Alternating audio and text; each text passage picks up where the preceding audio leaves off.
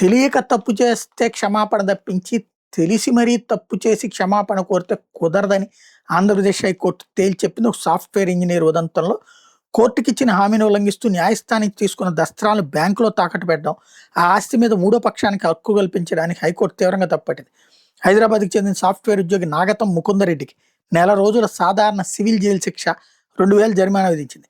10,000 ఖర్చులు విధిస్తూ ఆ సొమ్మును ఏపీ హైకోర్టు న్యాయ సేవల కమిటీకి జమ చేయాలని ఆదేశించింది.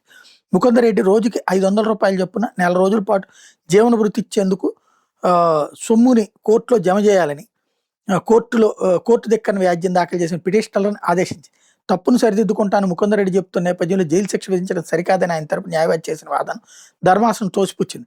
కోర్టు విధించే శిక్ష నుంచి తప్పించుకోవడానికే చేసిన తప్పును ఒప్పుకున్నట్టుందని ముకుందరెడ్డి చెప్తున్నానని ఆక్షేపించింది. క్షమాపణ కోరడం అనేది పశ్చాత్తాపంతో కూడిందై ఉండాలి తప్ప శిక్ష నుంచి తప్పించుకునేదిగా ఉండకూడదని హితో పలికింది. శిక్ష తప్పదని తెలిసినప్పుడు క్షమాపణ కోరడం పిరికి చర్య అని, ఇలా చివరి క్షణంలో చెప్పే క్షమాపణలు అంగీకరించబోమని శిక్ష విధించింది.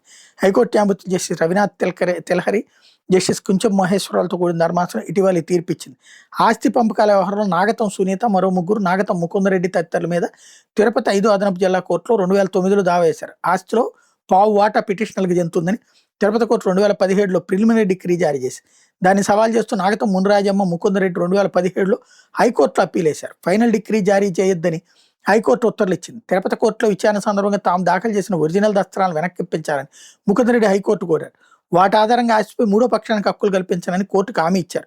హైకోర్టు వాటిని వెనక్కి ఇవ్వాలని ఆదేశించింది. ఆస్తి మీద మూడో పక్షానికి హక్కులు కల్పించొద్దని, వాటిని తాకట్టు పెట్టడానికి వీల్లేదని ముకుందరెడ్డిని ఆదేశిస్తూ 2021 జూలై 16న ఉత్తర్వులు ఇచ్చింది.